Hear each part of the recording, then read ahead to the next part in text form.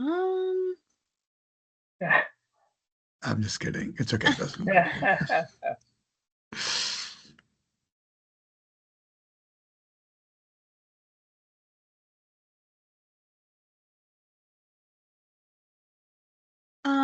Just to everyone who joined, we're gonna wait until around 6:05 to get started. So.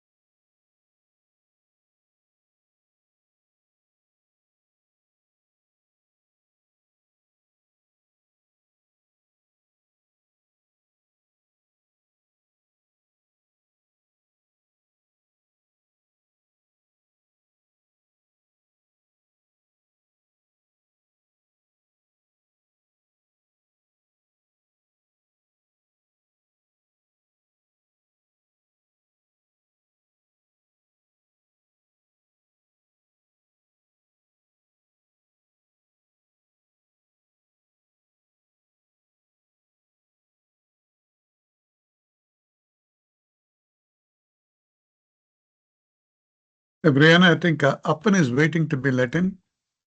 Supposedly, can you take a look? Yeah. Maybe. I think he went into a wrong one.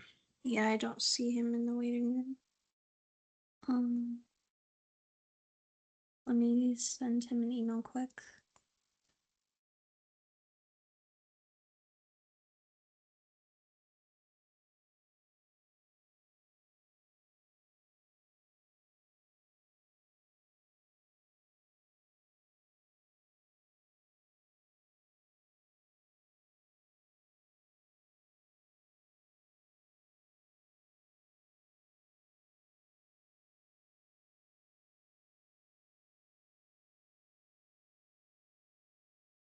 Brianna, yeah, we can get started at 6:03. Let's start.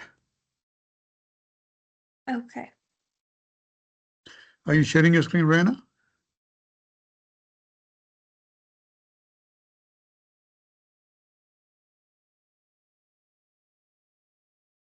Yeah, give me 1 second. I'll share the window.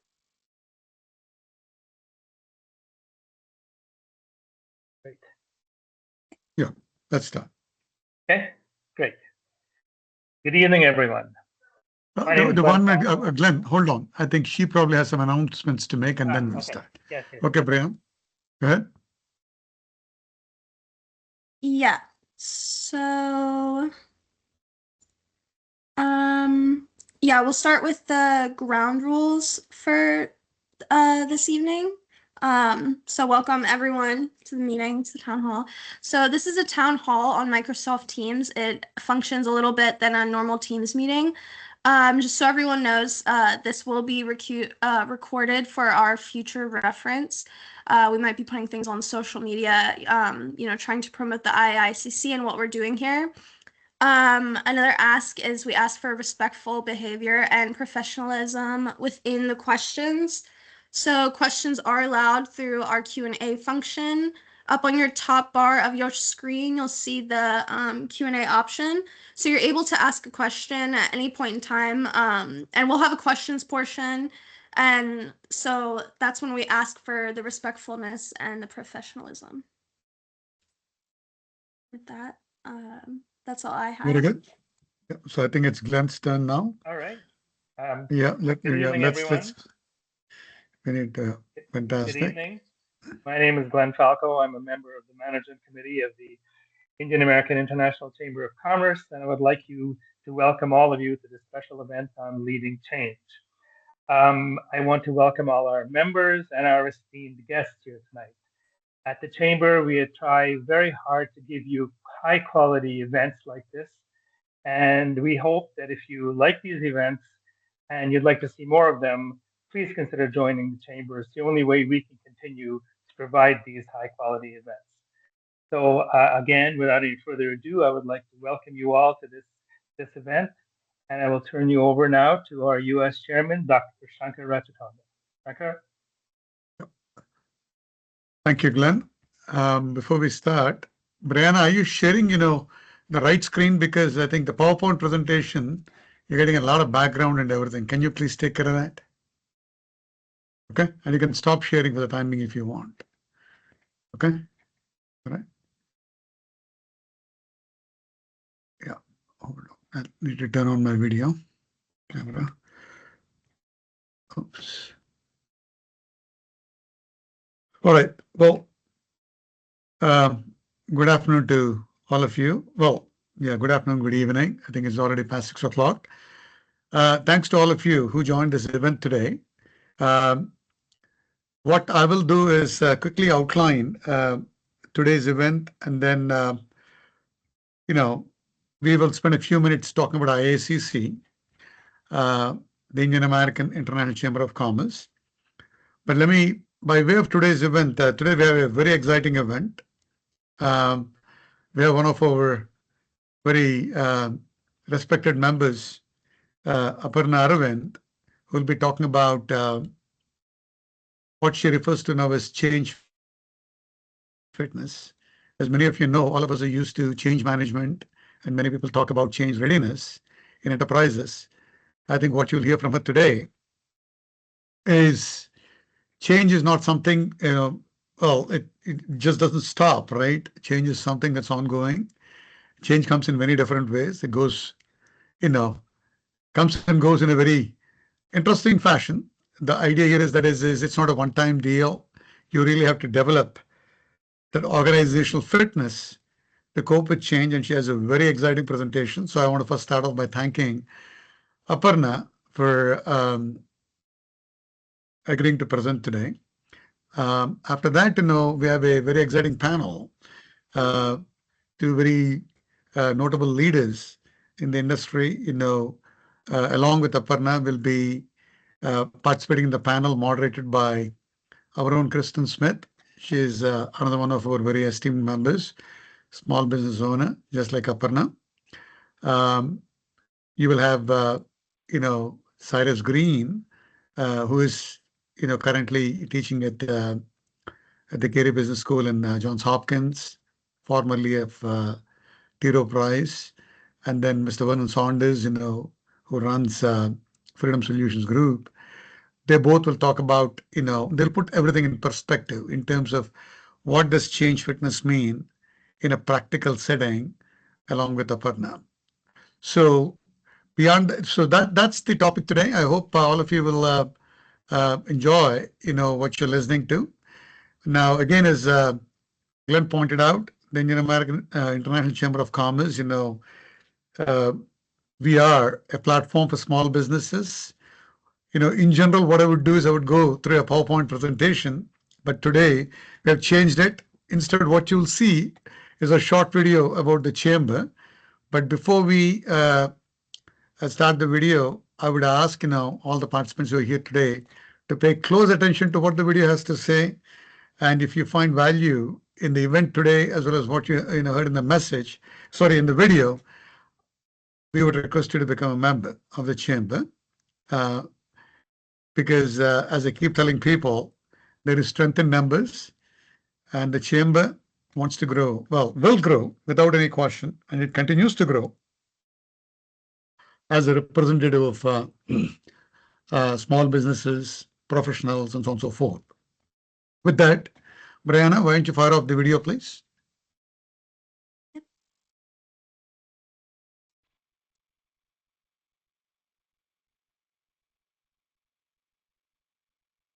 Since 1990, the Indian American International Chamber of Commerce, the IAICC, has been connecting people, ideas, and opportunities across the United States, India, and the world.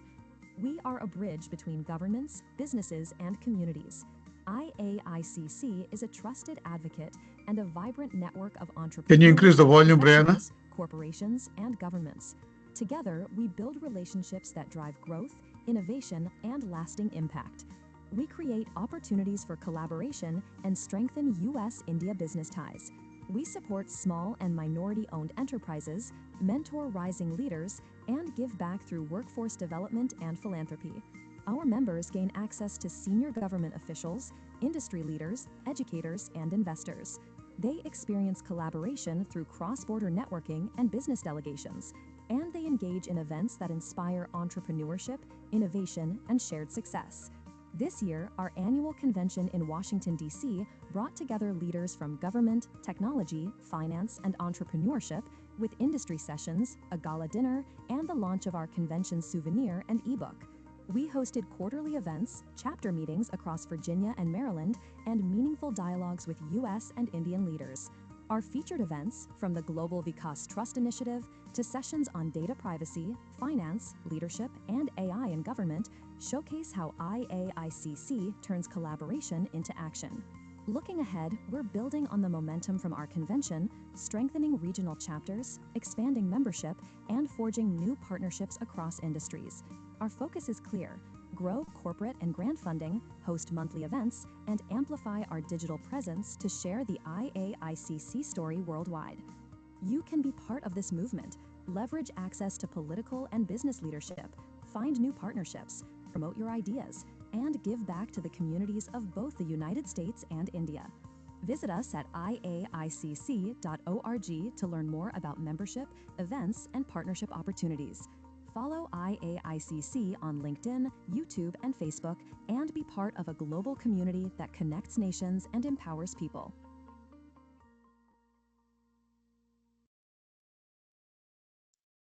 Yep. So you can stop sharing. Yeah. Well, first of all, I hope that you're able to. The audio was clear. In case the volume was low, our apologies. But at least I hope that what you saw in the video made sense to you.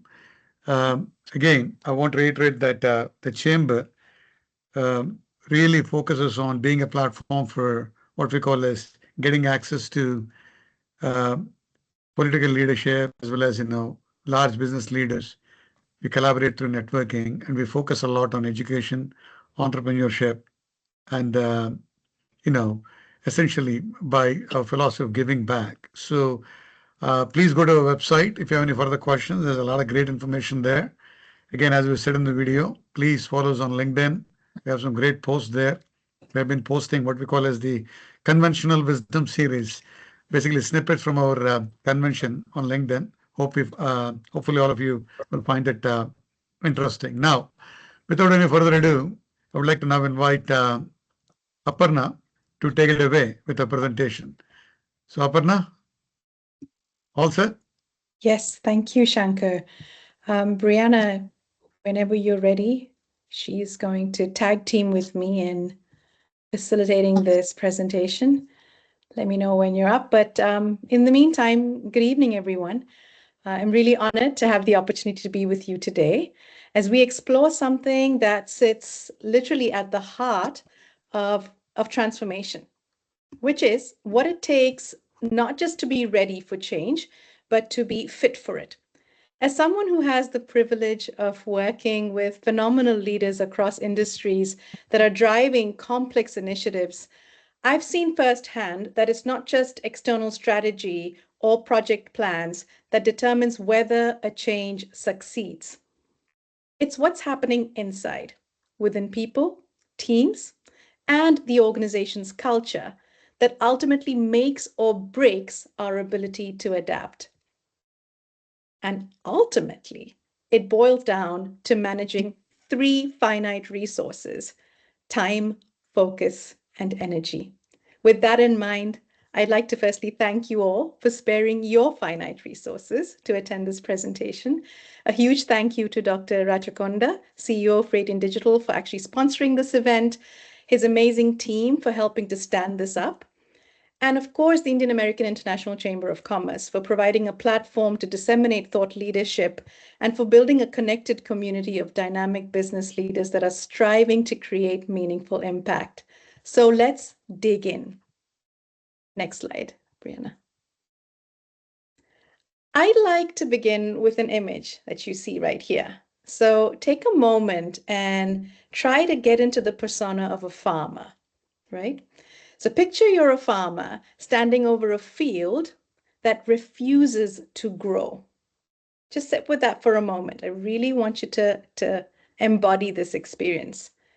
You've planted the right seeds, you've invested in irrigation, and you've even followed the handbook to the T, and yet nothing takes root. You blame the seeds, then you blame the weather. But the real issue lies in something that's unseen. The fact that the soil has actually lost its vitality. That, in essence, is what's happening inside many organizations. Bain and Company did some research that showed, 88% of major transformations fail to deliver their intended outcomes. McKinsey's global survey echoed this as well, showing that only about 1 in 8 organizations reaches its original goals. So what's really going wrong? I mean, if you asked a farmer, you said to a farmer, 88% of what you're putting in the ground isn't likely to take, what do you think that farmer is going to say? So it's tempting to blame strategy, the seeds. But as any great farmer will tell you, good seeds can't thrive in depleted soil. So our challenge as leaders is to rebuild that soil. So to move from project readiness to systemic fitness. This is an environment that continuously regenerates capacity for change. Next slide. For the last decade or so, we've been talking about a VUCA world, right? Volatile, uncertain, complex, and ambiguous. That language gave us a sense that, yes, things were messy, but they were still somehow manageable. Today, that frame has evolved into a BANI state, which is brittle, anxious, non-linear, and incomprehensible. Next slide. This particular shift captures something much deeper, which is that our systems are actually quite fragile, that our people are constantly anxious, and that the pace of change being non-linear means that cause and effect are no longer really predictable. In a BANI world, readiness assumes we know what's coming next, but in truth, we actually don't. Change is no longer episodic. It's what's been described by thought leaders as perpetual whitewater. And when people feel constantly swept up by turbulence, what fails isn't skill, it's actually stamina. So change fitness is that stamina, the ability to adapt without burning out, to make meaning amidst chaos, and to continue creating value when the plan actually keeps moving. And I'm sure for those who are, deeply embedded in change management, this should all make sense. Things are always changing. goals are always shifting. So organizational change readiness asks the question, do we have the conditions in place to begin change? It measures awareness, leadership sponsorship, communication, planning, training, logistics, and so on. And this is useful, but it's only a starting point because readiness doesn't really tell us if people are emotionally prepared, cognitively agile, or collectively resilient. So it doesn't really address the messy real world terrain of fear, fatigue, resistance, or hope. So while organizational change readiness is essential, it's no longer sufficient on its own. Next slide. This brings us to what Harvard's Ronald Heifetz actually calls the adaptive leadership distinction. And I like to have this image of the fault line in there. Most organizations, he says, actually keeps trying to resolve adaptive problems with technical solutions.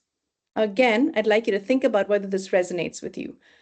A technical challenge is one we can fix with expertise, right? So installing software, redesigning a process, perhaps changing a policy. But an adaptive challenge is different. It actually requires people themselves to change their beliefs, their behaviors, their ways of relating, their ways of working and understanding and resonating. When we meet adaptive realities with technical tools, we get what I like to call change theater. It's lots of visible activity, but there's really very little actual transformation happening. So we end up tightening bolts on a machine that actually no longer fits the terrain. And remember, the terrain here is our BANI environment. And the thing is that adaptive work is slower, it's messier, it's actually very human. It's about growing the organization's capacity for complexity. And so you can see how the dissonance shows up here where you're like, hang on, we need to move fast. Do we really want to get stuck in the slow, messy stuff? I think the reframe here is to understand that we're playing a long game with the amount of change that's happening. We're shifting. There's a paradigm shift of how we're evolving and the world we're moving into. So that shifting is really calling for the movement from readiness to fitness. So think of readiness as preparing for a sprint. You warm up, you stretch, and then you go. Change fitness, on the other hand, is actually like training for a marathon, right? An ultra marathon. It's ongoing. So it requires stamina, it requires recovery, and it requires a solid mindset. You're not just getting ready, you're actually becoming, you're evolving into something, just more capable. So the reframe is, to move from launching a change initiative to actually cultivating a change capable culture. From checking the boxes to actually building mental muscles. From project-based change to continuous adaptability. This is the heart of transformation. There are lots of interviews and papers that are published speaking to leaders who have led successful change. And when we talk about change, again, we're really talking about transformation. One of the thought leaderships that I particularly really love is a book by Otto Scharmer from MIT called Theory U, which I'd encourage you to explore if you have the time to. So to really explore a little bit more about the fault line and the approach, we need to look at two dimensions. Next slide, Brianna. So if we imagined the field of change as having two dimensions, and this is really, I want to fully attribute this to Otto Scharmer because this was in his book. I'm a visual thinker, and this hit home for me very quickly. And he says, the field of change has what's visible above the surface and what lies beneath. So above the surface are the tangible elements, right? So you've got processes, you've got timelines, milestones, budgets. These are what traditional change management focuses on. Below the surface lies the invisible forces, the mental models, the emotions, the power dynamics, and the habits that actually determine whether change succeeds. So just as plants depend on the unseen root system and the soil, Organizations actually depend on these hidden dynamics to succeed. And when we ignore them, we may get short-term compliance, but we actually don't get lasting commitment. So building change fitness means tending to both dimensions. And in this instance, I'm arguing to say tending more to that, the lower dimension, what's underneath, the visible, the invisible capacities that actually nourish the organization. Next slide. To help conceptualize this a little further, I won't dwell too long. Of course, you know, if you see the parallels, the iceberg model, which was depicted by Peter Senge in systems thinking, and again, The Fifth Dimension is an excellent book to explore. This is depicted again as, you know, what you see on the top of an iceberg is really small. And if that's your worldview, then we have a real blind spot that we need to be concerned about. So at the tip of the iceberg, the part that everyone sees, there are events. Again, so when things go wrong, we're looking at the metrics that were missed, the projects that were delayed, the turnover spikes. But below, you start to first see patterns. And these are recurring themes that tell us something systemic is happening. I've been involved in, you know, change readiness assessments, and you go through interviews, and eventually you try to consolidate some core themes, right? But then there's something else we need to dig into below that. Deeper to those patterns are structures. So the day-to-day processes, the incentives, and the interdependencies that actually create those patterns. And at the very base, which is often completely invisible and no one's talking about it, are the mental models, which really are the assumptions and beliefs that are driving those behaviors that are leading to those patterns and those themes, and that are eventually leading to those events or results. So most transformation efforts, unfortunately, stop at the tip of the iceberg, where you're trying to once again fix those events, those metrics, those missed deadlines, without addressing the beliefs that have actually created them and led to them. So change fitness develops when we start working downwards, when leaders start to examine, you know, and shift the underlying mindsets and the beliefs at the very bottom of the system. Next slide. I use this in many of my keynotes, and usually I just show it and I have people pause and just look at that and say, have you experienced this? Where you've had a leader pushing for change and transformation, but what they're modeling is contrary to that change, right? So, and it's really grounded in the fact that as much as we want change, we actually ignore the fundamental physiology of change, right? Like, we're not hardwired for it, even though we aspire or even fantasize about it, right? Like, we're always thinking about that future great state. Yet when it actually comes to doing what needs to be done to realize it, something deeply emotional happens. People don't actually resist change. They resist a sense of loss. So loss of control, loss of clarity, loss of competence, and loss of connection. So, you know, Elizabeth Kubler-Ross, who's also a social scientist, actually depicted this as, you know, she talked about the stages of grief. And going through change actually has been shown, it's been shown that people go through the various stages of grief. And change, as we know, is not linear. It's messy. It creates a very loopy journey through hope, anxiety, resistance, experimentation, recommitment. But again, because it's not linear, we kind of get entangled in this loop. And like I said, it's messy. So in neuroscience terms, change demands a high level of cognitive load. It threatens identity. It actually disrupts our dopamine. So that's why even positive change can actually trigger quite a bit of fear. So the ability to effectively recognize and regulate these emotions within ourselves first and in others is actually the key to unlocking the potential to fitness. So you can say, you know, we're change ready, but if as a leader, I'm not fit yet, I haven't developed the mental muscles to effectively navigate this emotional roller coaster and get very grounded, it's going to be very, very hard to get others to come along, to buy in and come on that journey and even believe that it's worth all that effort. And again, just I think sitting with it for a few moments can be truly powerful in finding the tools to shift from it. Next slide. So we started off, and I brought the analogy of the farmer, and we've been talking about soil. So I want us to think about strategy again as a seed and capacity as being the soil. And remember, we said you can buy the best seeds in the world, but if your soil is exhausted, it's dry, it's compacted, it's stripped of any nutrients, nothing's going to grow. So organizations work the same way.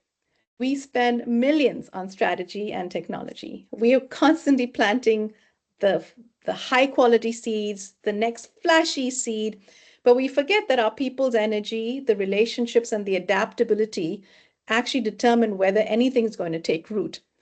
So leaders need to be the stewards of that soil. So I believe like you literally have to get down on your knees with humility and get ready to get your hands deep in that soil, because your job isn't to control the growth, but to truly create the conditions where growth becomes inevitable, right? So that's what it means to move again from that readiness, which is waiting for perfect conditions, to fitness, which is building resilience. I know and the word resilience is used so much, right? But we've got to recognize that resilience also requires some baseline and some consistent effort. It's building those key muscles. Next slide. So what's the inner work that has to be done? As I go through this talk, I'm going to keep throwing nuggets on, again, resources that I love to explore and that if you have the time, be meaningful to explore as well.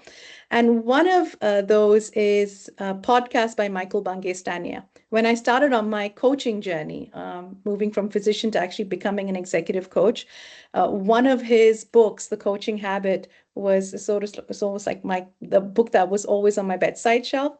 And he has an amazing podcast. During one of those podcasts, something he said really again stood out to me, which I thought I should bring here, is that external change has to be preceded by internal transformation, right? And again, multiple thought leaders within this space, if you decide to go and research around it, will start to talk about the emotional strength that's needed to lead through change. And that before you can lead others through any kind of uncertainty and, definitely to this BANI environment, you have to be able to manage your own emotions within it first. So this inner work, which again, Otto Scharmer, who's with MIT, he calls it presencing.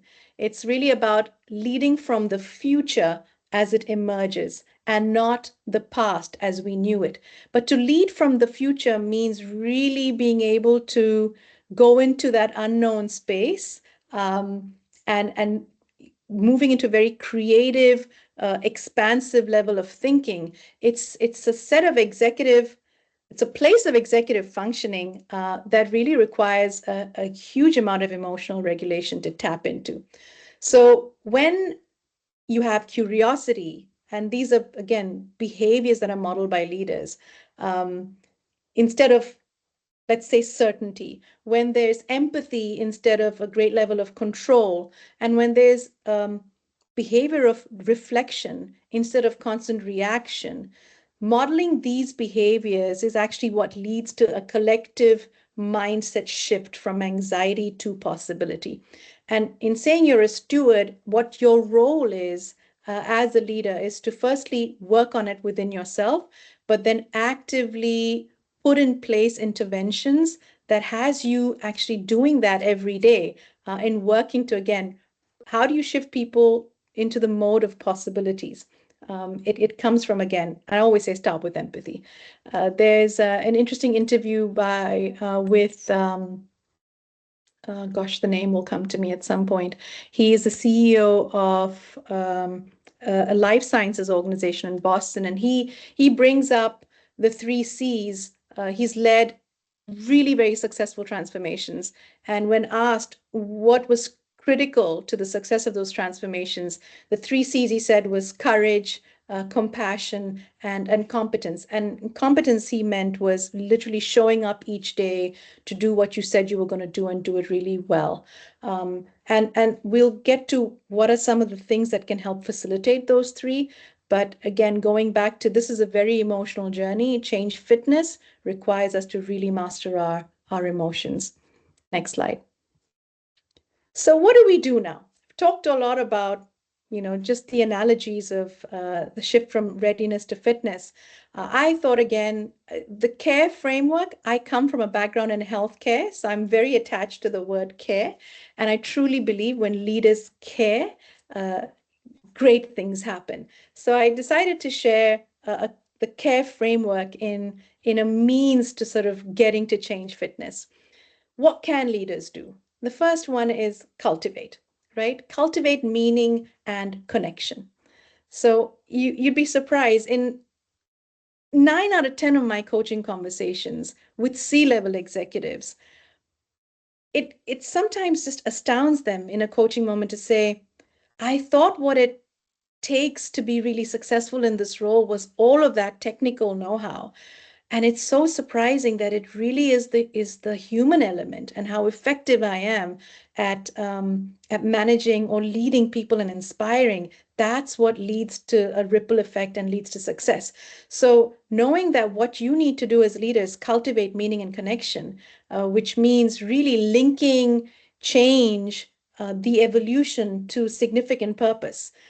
People can't grow in soil that feels unsafe. So really enabling psychological safety and building trust. I'd say for leaders, if you think about these two elements, it's super important to cultivate, right? Because that's what actually sustains engagement. Then the A is to aerate for learning and curiosity. So again, think of yourself as the farmer personified, right? You're aerating, so you're loosening the soil, you're letting air in, which is really, again, being able to get your team, your organization, your folks to move into a more open-minded state, to absorb information, to create space for dialogue, for feedback, and for experimentation, where learning truly is the oxygen, right? So you have to create a learning organization. R is to regenerate through reflection and renewal. And I like to think of compost as, being something really, again, critical to growth. And I'd say compost experience into insight, right? So pausing after each major decision or project or initiative to ask, what did we learn that should shape the next? But this requires conversation. This can't happen if a leader's in their room and they're very siloed or disconnected. You have to facilitate channels for discussion, because reflection is really how the organization renews itself and keeps the land fertile. And finally, empowering with energy and ecosystem thinking. So focusing energy where it creates the most value, which really is all about protecting against burnout, right? So the shift from ecosystem to ecosystem thinking is really seeing success as something that's shared. So when we care, we're moving from managing change to really cultivating it. And in that shift, transformation stops being episodic. It becomes the organization's way of being. So you have to actively empower networks. You have to, I had a discussion during a coaching conversation about the difference between autonomy and empowerment as well. So empowerment is really, again, thinking about what needs to happen to facilitate connection, and to also just manage those resources in such a way that people are getting what they need to help shift their state or the belief system that they're in right now. Next slide. There are 3 important things, if I say, needs to happen as consistent cultivation.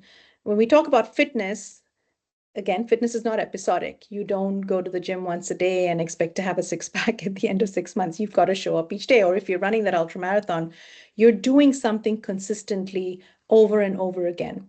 So There are 3 adaptive practices, because remember, again, the goal is not to find a technical solution to an adaptive challenge.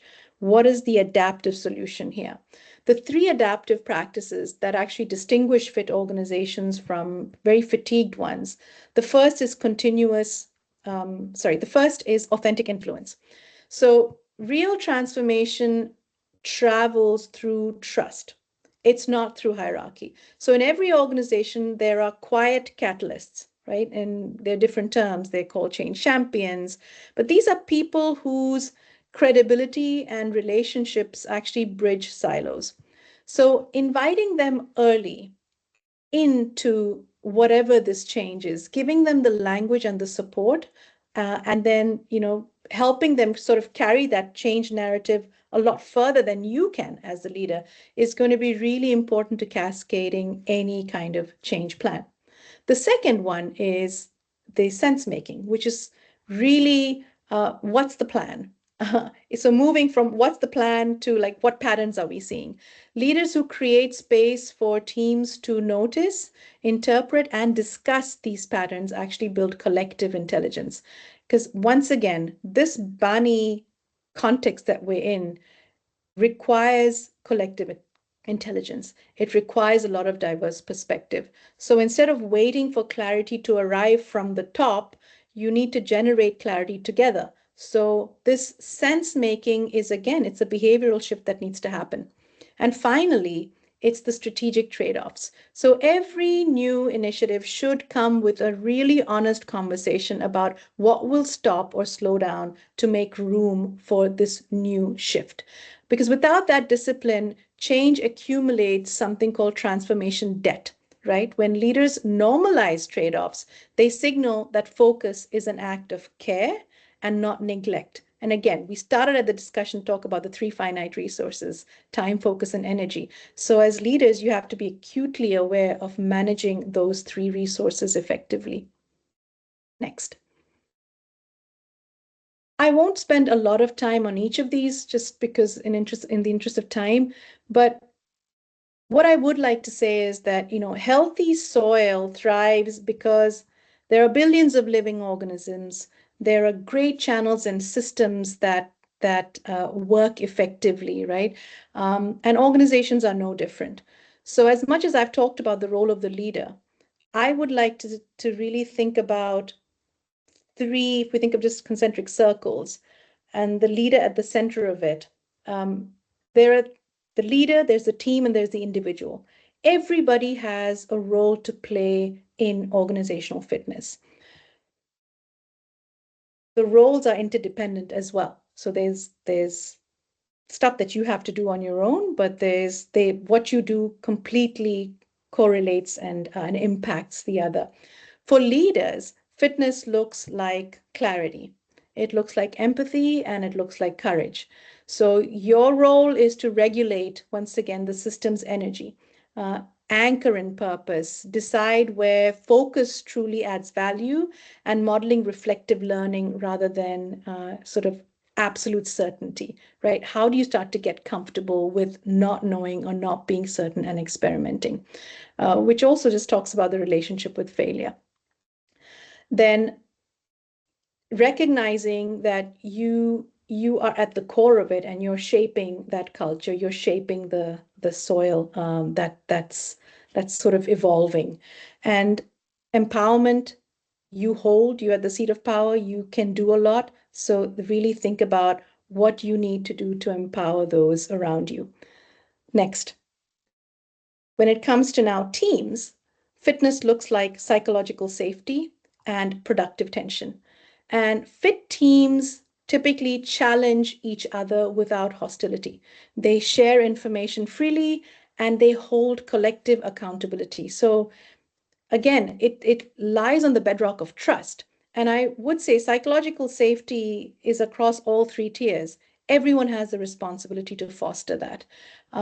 So things like running, regular learning huddles, just to, again, build that sensing capability and the recalibrating capability, because ultimately, to be change fit, leaders need to know that teams can make decisions and make effective decisions, but team members need to hold one another accountable effectively.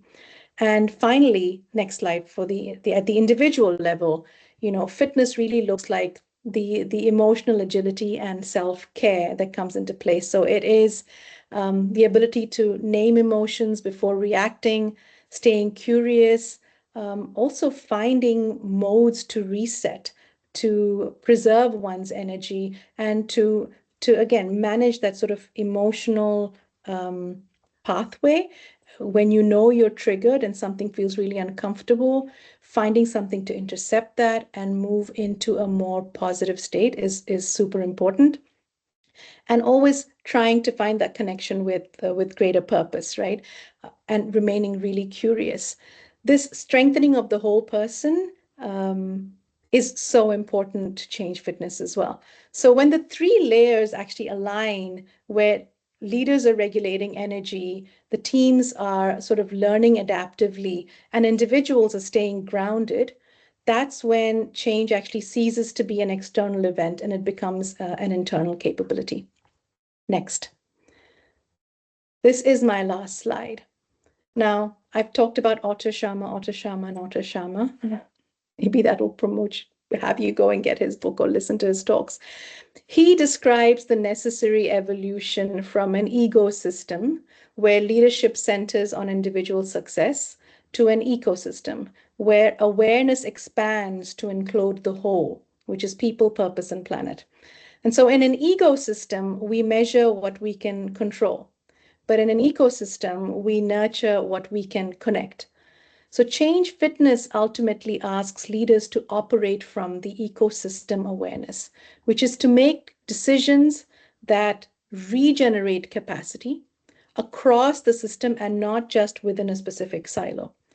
So when leaders shift from how do I win to how do we sustain, they actually create organizations that are capable of continuous renewal. And if you take one idea away from today, I'd really like that to be that change fitness is not a launch event. It is the long game. It's that marathon. It's about rituals. It's not about checklists. It's about mindsets and not kind of any mantras or anything else that seems woo-woo. It's about micro behaviors, and it's not about really big declarations. It's what you're showing up to do each day. It requires discipline. It requires time. It requires compassion. But the payoff is extraordinary because, the organization will not just survive disruption in any way, but actually help to thrive through it. And thriving is something that has to be collective. So every decision, every meeting, every conversation should enrich the soil or deplete it. So taking a step back to ask yourself as you show up each day, what am I putting into the soil? What am I giving to the world? That's more than what I can take from it. Really helps to build that fitness, because the power to reinvent lies right beneath our feet in the soil that we tend. Thank you.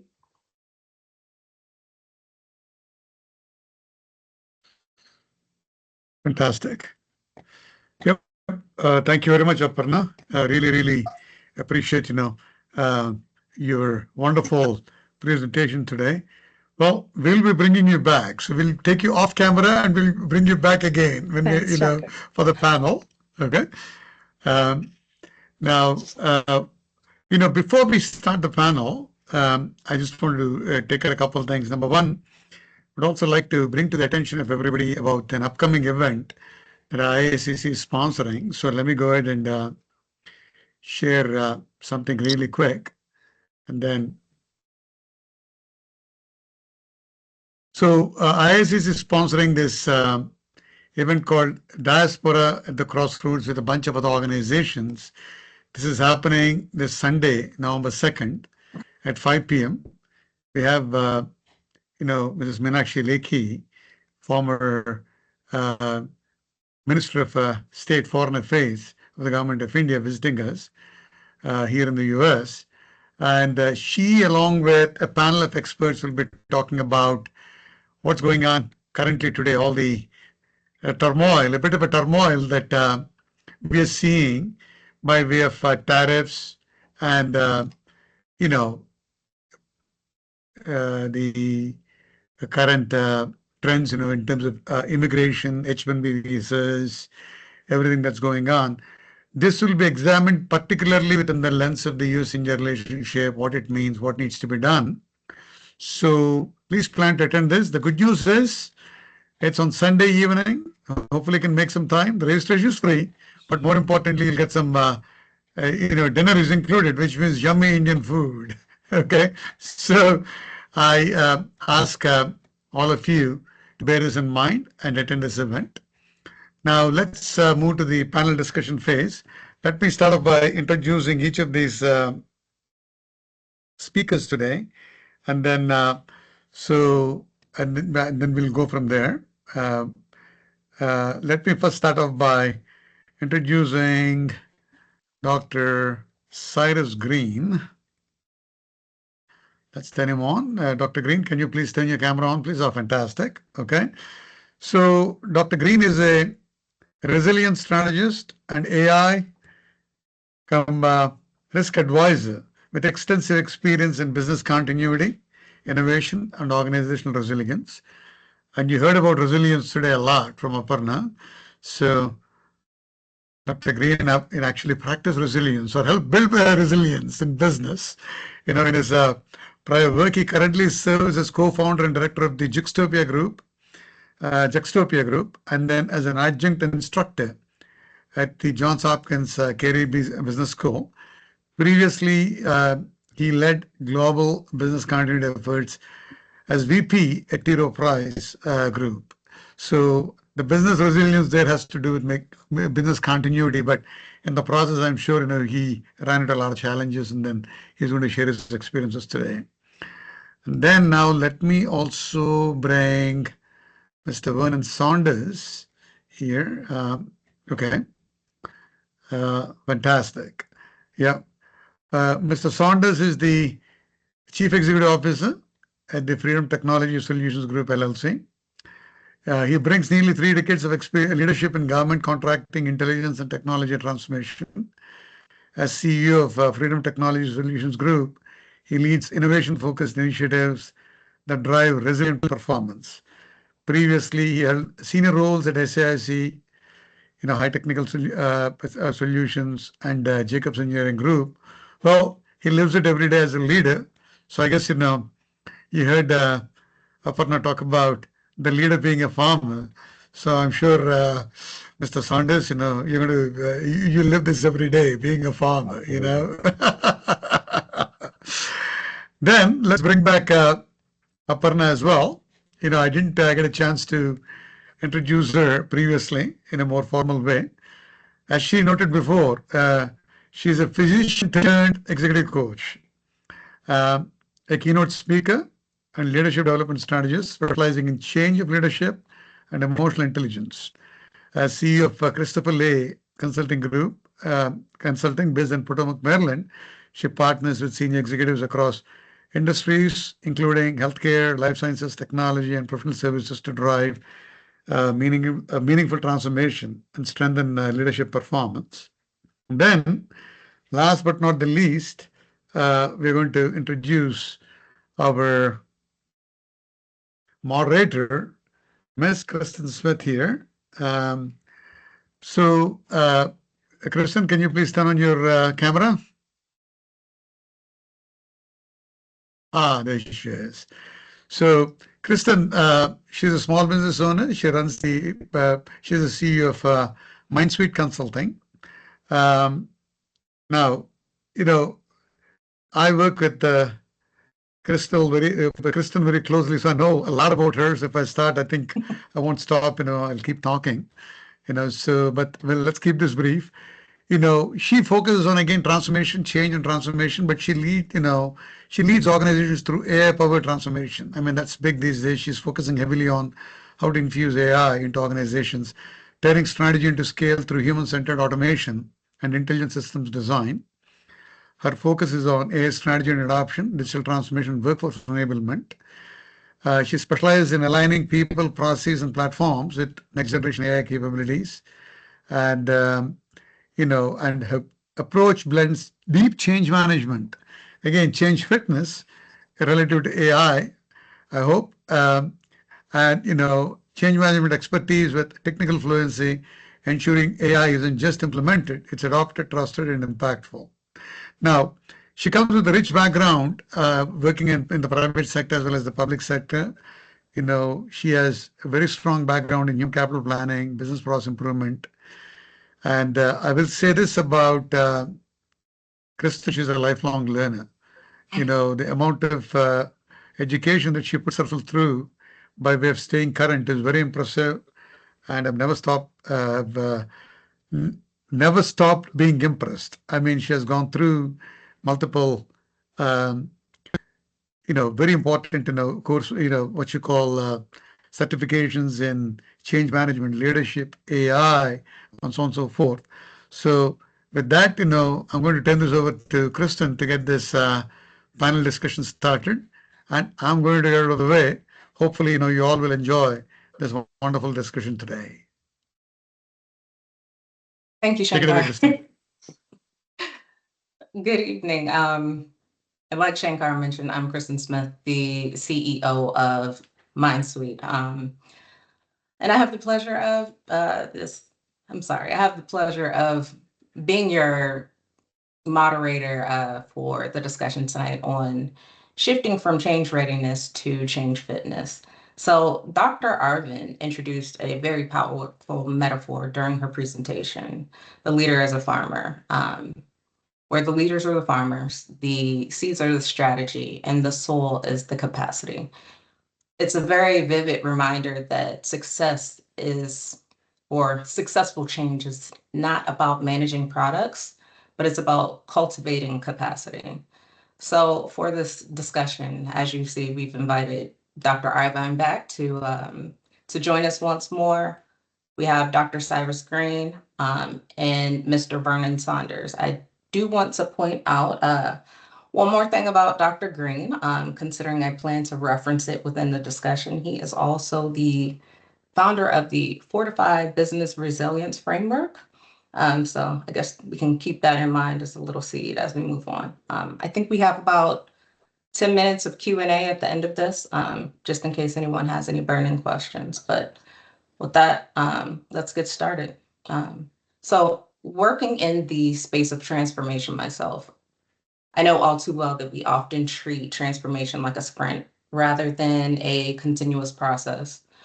But unfortunately, fitness implies something that's rather continuous. So Vernon, how do you define change fitness? And what's one sign of an organization being truly fit and not just ready? Okay, well, first off, thank you guys for having me. I really appreciate the IAICC for inviting me today. And I'm a little intimidated getting the first question after going after Dr. Arvind there. I think I have to give her a call for some coaching. I really enjoyed the presentation. So for me, as I've looked at this, and I'm going to approach this more from a people standpoint, and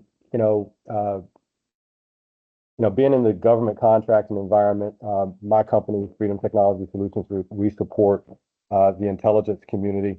And this year, whether it's been Doge or now the government shutdown, obviously change is something that we don't have much of a choice about, at least this year.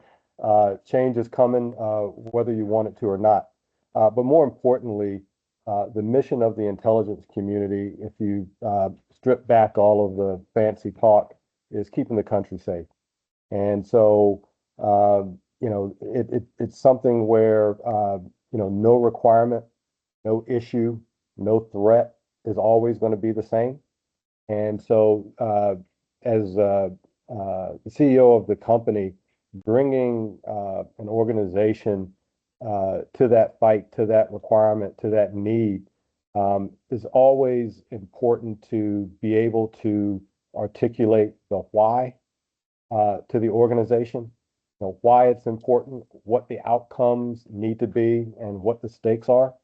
And so in that moment where we get up and we go to work. It's not just another job. And so people have at the top of their minds how important it is for them to do their role, do it well, to adapt to change. And as we go through the discussion, I am going to hit on a couple of points that Dr. Arvin hit during her discussion. But the strategy has got to be for a leader, number one, to realize that the real transformation, the real fitness is really embedded in the culture of the organization. And as a leader, you don't own it. The people in the organization own the culture. They drive the culture. They drive the outcomes. They drive the spirit that they bring to the job every day. And so that's how I kind of view the readiness of the organization. Do people understand the why? Do they understand the stakes? And are they excited and fired up and energized about adapting to any problem that may face them when they sit down at their desk that morning when they arrive at work? That's a good answer. Dr. Green, I don't mean to put you on the spot, but No, thank you. Change fitness is the ability to adapt without losing identity. I'm a sports guy. We're right in the middle of sports season. The Ravens play today. I'm a Golden State fan. The Warriors been doing all right. I think they only lost one game so far. So when I think about fitness, I always think about sports. So it's like the Golden State Warriors, they have a system around them. So spacing, movement, data-driven plays. They don't depend on one star, even though Steph Curry is their guy, but they don't depend on him. When he's injured, the system still has ability to flex and not fracture. So that's what future-proofing your business is like. When you're thinking about change, you're thinking about disruption, everybody's disrupted right now. You need to have structure that supports your stars, but not in a way that that disrupts which the identity of their team is. Also once worked for a financial firm. They had like a change readiness checklist. It's great with policies, but really didn't put it into practice. They treated readiness like stretching before a race, right? But fitness means running every day, right? Bringing that muscle memory, tracking how fast you ran, tracking your recovery. Um, One sign of fitness is when disruption, it doesn't cause panic during times of disruptions like where we are now. But when you have that muscle memory, you've been running, you've been practicing for this opportunity, that's how I look at it. It just becomes muscle memory. And when I think about the Fortify framework that I built, we talk about future proof, operational agility, resilient rebound, thriving transformation, integrated risk management, forward innovation, and at the end of that, that yields success. Change isn't at an event to prepare for; it's a muscle to build. and Dr. Arvin, I think both these amazing gentlemen kind of summed it all up. When I think about it, to your point, Cyrus, identity comes to mind. Change fitness is when everybody really has a good sense of their identity and how it relates to the organization's identity, and the fact that they like what they're seeing, right? They are proud of what this identity is, and so they're kind of willing to do what needs to be done when the time comes to stretch or to pull in more or experiment with different things. And I think very closely related to that identity is a deep sense of trust. You need to have a trust. You need to have that trust, again, with who's leading you, with the people that you work with, in recognizing that, yes, we do share that same identity. And guess what? We are in this together. So I always think of two things as being really critical to say, yes, you're fit. You're building trust, and that's solid. And you have a really good sense of your identity and why you're here. Yeah. oh, thank you. Those were great answers, actually. So Dr. Arvin, your leader as a farmer analogy really resonated with, it sounds like, everyone.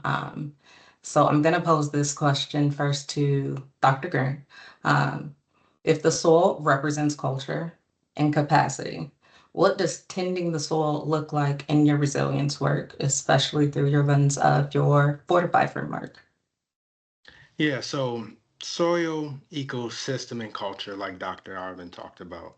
And when I think about that, I think about kind of like companies like Amazon, who's put on a master class of their systems and a culture, in that they empower groups to innovate fast without waiting for executive fertilization, right?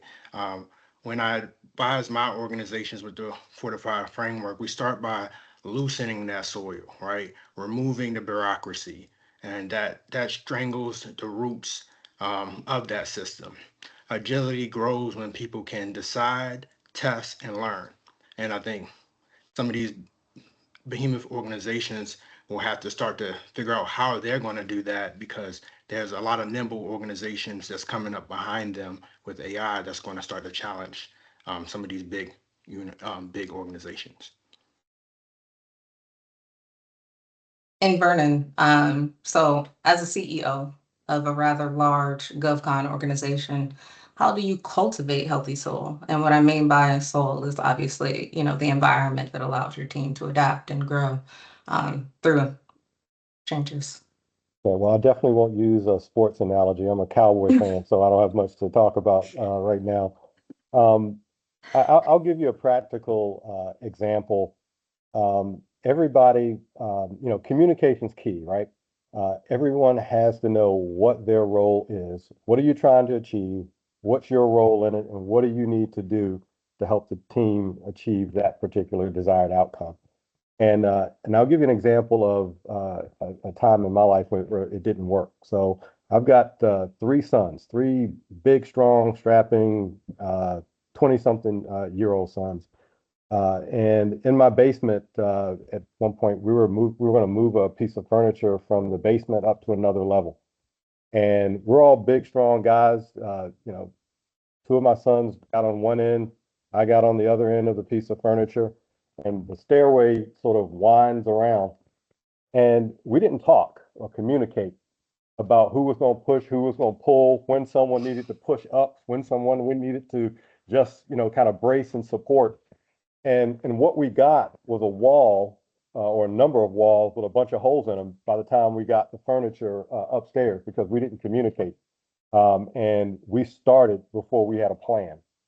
And so from a leadership standpoint, the leader's job is, number one, make certain that we've got a plan. What's our goal?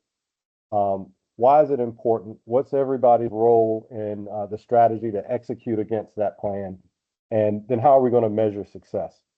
And I have found more often than not in an organization, if people understand the why and they understand what their role is, they understand what success looks like, people are excited. People genuinely in an organization want to do a fantastic job. They want to please their customers. They want the organization to be successful. They want their coworkers to feel good.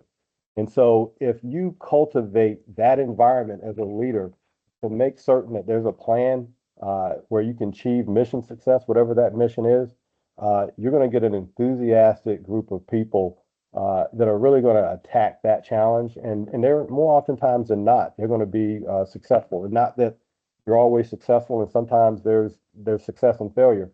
But I've found that's when you really start to develop trust, which is something that Dr. Yvonne hit on in her presentation. But more oftentimes than not, you kind of achieve your objectives. So that would be how I would essentially define that, Krista. And Dr. Arvin, keeping with the same metaphor, slightly different question. How do leaders recognize when their organizational soul has been depleted, and what can they do to restore it? In the spirit of connectedness, being very present, you recognize it when you're not, again, disconnected, and the only way that you can sense make what's happening in the field is by looking at a spreadsheet. So I would say accessibility, having conversations, and listening deeply. If you're not listening from a place of curiosity and to truly understand, and knowing very much that you've got your own filters and how you process and perceive information. So digging into deep curiosity, I think, is number one for leaders. And again, that empathy defined by Brené Brown as, seeing someone else's perspective as their truth. So I think it's that non-judgmental curiosity of saying, that's your truth. Let me try and understand your perception and then try and co-identify a solution that works, as opposed to sort of force feed you what I think will work for you. The other thing, again, to the point, I think of executive fertilization, empowerment, wherein you're creating the space and the platform for that communication, and then actually allowing your organization to make some of those key decisions that you're there to validate and support or vouch for, or even, again, question and challenge if necessary. But creating that space is really important as well. So I just say it boils down to just that channel of that communication and the right kind of communication. But Kristen, if you wouldn't mind, just to add to what Vernon shared as well, was I think feedback is a great gift. And if as leaders we can lean into the reframe as feedback is a gift, can really help to build resilience within the organization and help you. Because again, when you said change is about the discomfort of change is a loss of control. It's a loss of something. And I think when you can give feedback that is empowering, you help to counter that loss as well. And I think that, again, shifts that culture and helps to build resilience. Right. No. So how can organizations design themselves to become stronger through disruption rather than weaker? And it sounds like you guys have kind of already started heading down this path, but if we can deepen that discussion. Dr. Green, any thoughts? Yeah, I want to kind of circle back a little bit to Dr. Arvin's coaching she talked about the coaching habit by Michael Bungay Stainer. That trust part is huge there, and asking those kind of very detailed questions. Because when you first get into an organization that has experienced disruption, I think we talked about the BANI, brittle, anxious, nonlinear, and incomprehensible. Fitness means turning volatility into training, right? So if you think about companies like Microsoft, when they missed that whole kind of cell phone boom, but they came around now with, even though Azure was down yesterday, they really have taken a hold of that space, that cloud space. So that was a company that looked to the future, even though they missed that cell phone boom, they were able to take advantage of the cloud boom. So from that, those leaders had to trust that they would have the foresight that that was the next wave, right? And how can they tackle that wave? From that, you really have to ask your leaders, your engineers, some of those. You got to get personal. What should we be doing next? Right? We missed this. What should be our next opportunity? So even though it was disrupted yesterday, I know they've learned from that disruption, right? And they're talking to their leaders, they're talking to their engineers. Where do we miss? What can we do to make sure that this doesn't happen again? Because we talked about Dr. Arvin talked about ecosystem. At the end of the day, it's an ecosystem that we have to protect. Our ecosystem is not just our suppliers, it's also our competitors now. We also all got to work together to make sure that this ecosystem is bringing all the way up to our government, our United States, going into the right direction. Yeah, so piggybacking off of that, Vernon, you're operating in a world where uncertainty is constant, especially in the government space right now. So how do you build that confidence with your staff when the ground is continuously shifting beneath them? Well, in any organization, the team has got to know that the leader's in it with them. And, there's no zero defect organization. There's going to be some failure in the organization, as I mentioned before, and that's okay. The thing that matters is if something's not working or we're failing, figure it out quickly, course correct, and then, take an alternate path. And so making certain that people feel safe to take risks, to do things, and really in any business, you've got three competing priorities, and they're not always competing, but most of the time. You've got your employees, you've got your clients, and you've got the company. And so as a leader, you've got to balance competing priorities. And but your employees have to be singularly focused on doing the right things and gaining the right outcomes for the customers. And so I'd say that's the most important thing, is just fostering an environment where it's okay to try something new, where it's okay to take a risk, and that you're going to celebrate success, but you're also going to applaud efforts that don't work out, especially just in light of the fact, as I said up front, there's no zero defect organization. And if you don't fail once in a while, you probably have an organization that isn't performing optimally because they're not trying hard enough. So do you guys see resilience and agility as the same thing, or does one build the foundation for the other? Agility is movement, right? And resilience is that metabolism, right? So agility helps you, dodge, but resilience helps you digest what you're in and convert stress into strength. Is the way I kind of think about it. Any other thoughts? No. I'm not sure I can top that one. I'll ride with that. Here. So, Dr. Arvid, your presentation touched on adaptive challenges, which we know is the emotional side of change. So, how do those dynamics affect an organization's ability to stay resilient? I think it has everything to do with it.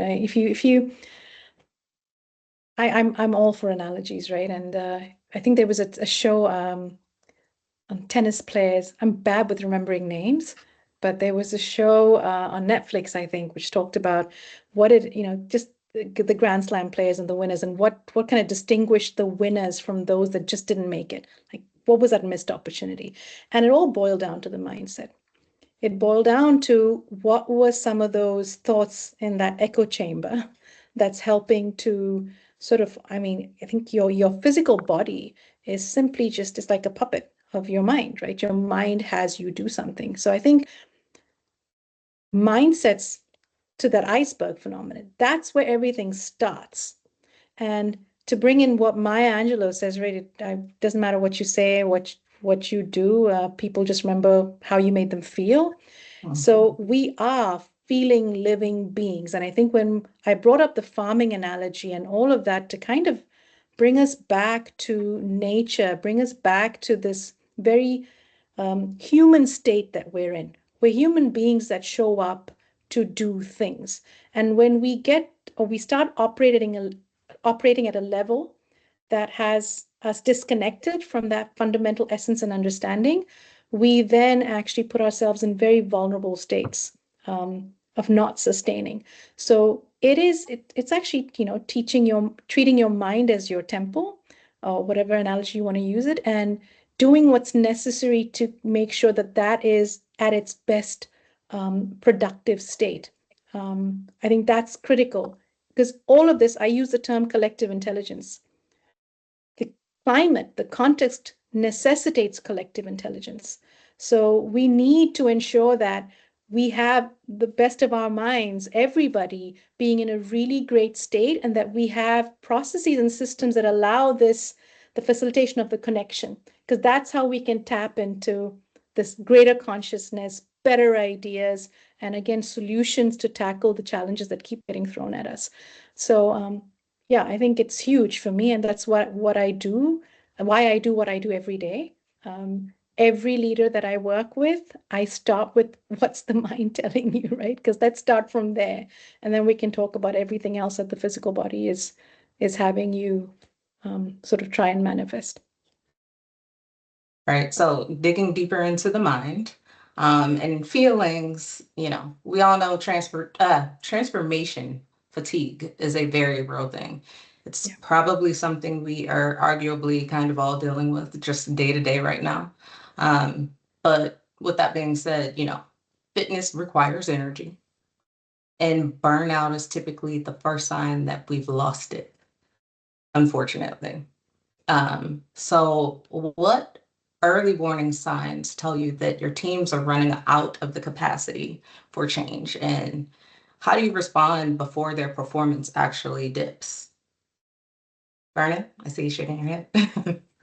No, what I was thinking to myself as you were talking is people typically cast their vote and in their opinion with their feet, they leave.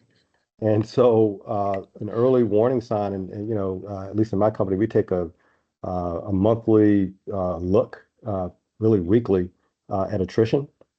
And we stopped doing performance reviews several years ago, but we're really focused on biweekly tag ups, monthly tag ups, skip level meetings, to make certain that our employees are engaging with their first line supervisors, their manager's manager, not just once a year or twice a year when you're doing performance reviews, but continually.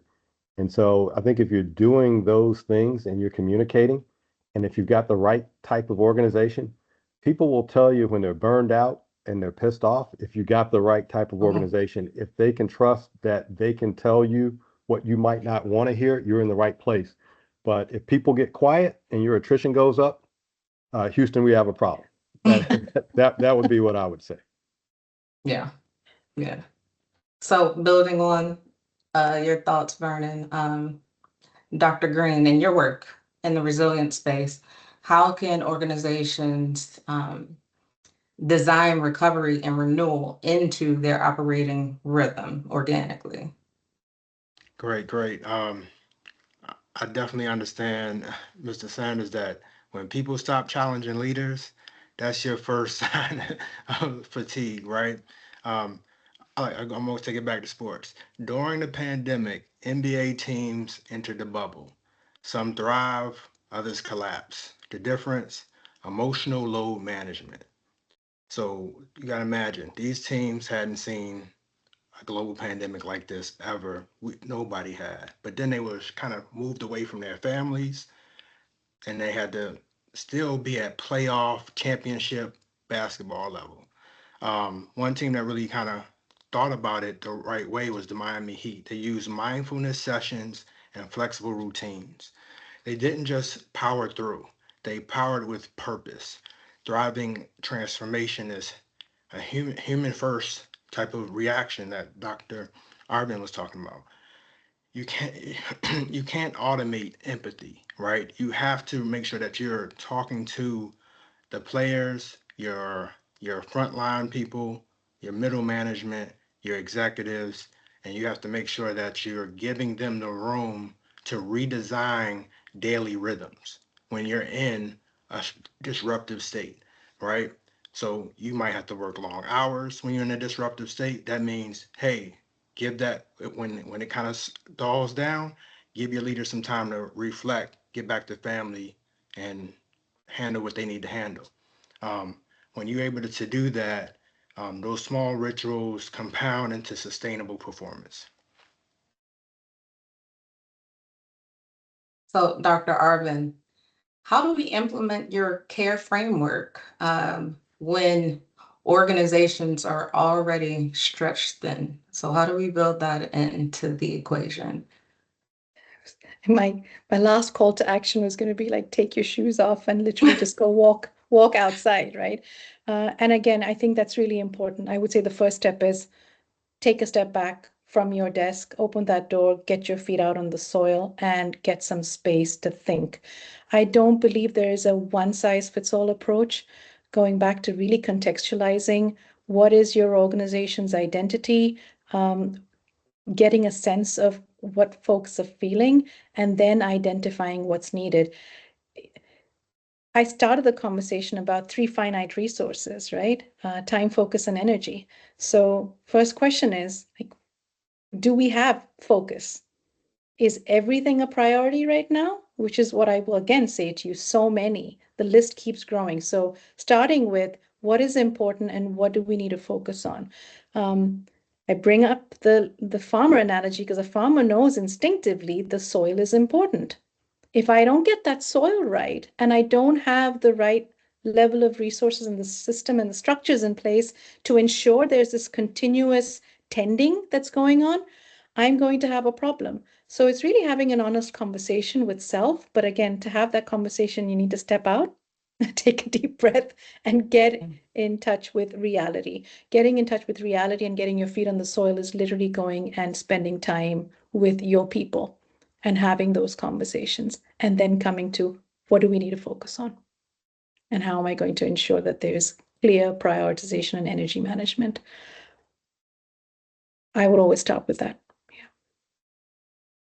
I see that we are running very low on time. So I'm going to just end this discussion with one final question. And it's a personal question, and it's for all 3 of you. What's one practice that you rely on personally to stay adaptive? Can I go first? Absolutely. Music. Again, leaning into what it is that can intercept the state that you're in and bring you back into a space that tends to renew you. I think for me, again, it's a ritual, which has turned into like a habit. But again, it's a ritual because I need to do it. I have to do it.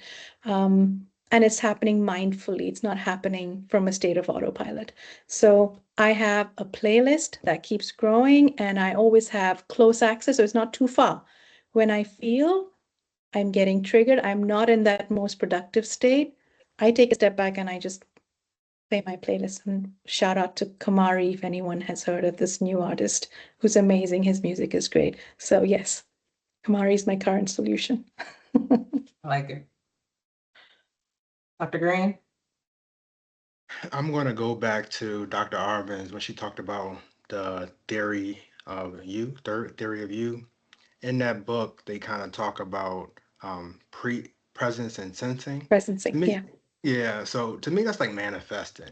I think right now, with all the disruption that's happening right now, manifesting what the next new space that you're going to be ascending to is very important. So manifesting is what I've been into right now.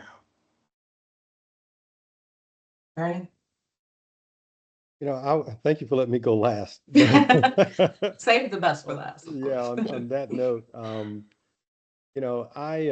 I try to remember, there are going to be difficult times and really difficult challenges.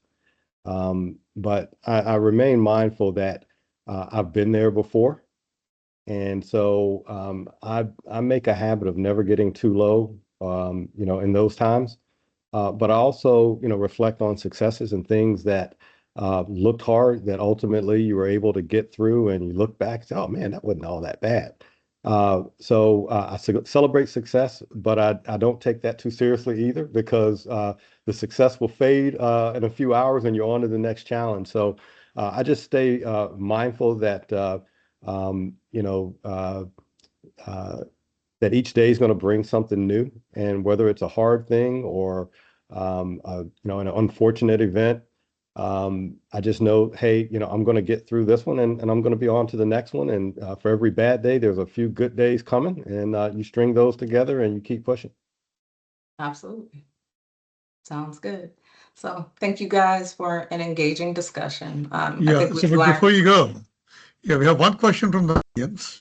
And so let me just go through that question here. What are some very subtle, low decibel resistance signals? Right? Subtle, low decibel resistance signals you watch for, and which communication channels would actually move behavior, not just awareness? Pretty loaded question. I'll say. So, Aparna, you want to go first? I mean, the one thing that comes to mind is it's, I think both Vernon and Cyrus alluded to this, is when things start to quieten down. So when you are not, say if it's a Slack channel, someone who's typically quite active and, opinionated starts to not respond as much. You start to know there's a level of disengagement that's happening. They're now sitting in their echo chamber and trying to process what's going on. So I would say that's usually, again, start to look for those that typically are very engaging. Silence. We often misunderstand resistance, or we imagine resistance is actually showing up and being very loud and vocal about what we don't like. Contrary to that, it's the opposite. So when you start to see the enthusiasm starting to dwindle just one notch down, that's resistance starting to set in. And the best way to tackle that is, again, through curiosity, reaching out and engaging. Hey, I really want to know how you feel about this. What are your thoughts around this? Tell me more. Not just silently, again, observe and wait for that to start to sort of spread broadly, because then there are some conversations that are happening outside the Slack channel, and there's a level of influence that's taking place. Any other thoughts from Dr. Green or Mr. Saunders? I do have one thought. At Freedom, we've got a very active and engaged people officer, vice president of people operations, who's sort of the heartbeat of the organization. Where there's always got to be a department or a community of people or a person in an organization that can kind of tell you if things are off, because people confide in that person or those people. And so we pay close attention. She's one of my direct reports, and that's always a good gauge to me that something's off. Very nice. Another thing is some leaders don't respect how good scenario planning could be for morale in their organization. When you're able to bring to the top leaders, able to bring to some of the middle management or the people that's doing the work, a scenario like, hey, what happens if we lose our top vendor or our top supplier? What are some of the things we can do to continue operations? That brainstorming, that solutioning actually gets the metabolic muscles and thoughts and mind rolling, and that kind of keeps people engaged. And then it's a new thing that we're thinking about that may be in the back of our mind, although we're trying to solve all operations today, but it's also keeping us dedicated to, hey, we're working that muscle memory when something like that does happen, and it's not a new thought. It's not something that surprises us. And when you kind of have that, it's just like taking a game-winning shot. You've already taken it before. Well, that's a phenomenal discussion. I think, Dr. Green, you get the award for a gem of the day, which is agility is motion and resilience is metabolism. We hereby give you the certificate for the gem of the day. Okay, no, well done. I think it's a great panel. Well, gentlemen, Dr. Saunders, you should make Freedom Technology Solutions Group. You should come join our chamber. Would be very valued to have you as a member. Same thing with you, Dr. Green, with the Juxtapia Group. We want you to be a member here. And then I think really together, I think we can do a lot more, as you would agree. Right? With that, again, I really want to thank Kristen for putting this panel together. I think, and our members, that's how they contribute. I think, she's, Aparna, thank you so much once again, for this phenomenal, topic as well as this panel discussion. Now, with that, I think it's time to bring this event to a conclusion. So we're going to have, now our executive chairman, Dr. Mr. Apan Menon, to say a vote of thanks. Apan? Hi, good evening. Can you see me? Yes. Oh, I can okay. see you. Yeah, the young man. You can see the young man. It was really an amazing presentation. I'll tell you. I learned a lot. but I don't know whether it was scientific or philosophical. I need to talk to Aparna, but don't charge me for that. That's all my request is. And it was really an amazing presentation. Just we do this on an ongoing basis, and we have at least 1 or 2 events every month. And I encourage every attendee here to become a member of chamber and then take active participation in these kind of events. And talking about the panel members, Cyrus, Christian, Vernon, and they were all really excellent. I really appreciate your panel discussion, and we look forward to opportunities to see you all again and continue to work with the chamber. Thank you so much, and have a nice evening. Fantastic. Well, thank you, Apan, for joining the event and then for your wonderful words. With this, thank you all for joining this event. I hope you all found value in this. And again, as a reminder, on November 2nd, we have this other event that's coming up, a burning topic that's on top of our minds. And then in December, again, we have a very exciting event. You'll hear about it. And then we keep rolling with these phenomenal events. Okay.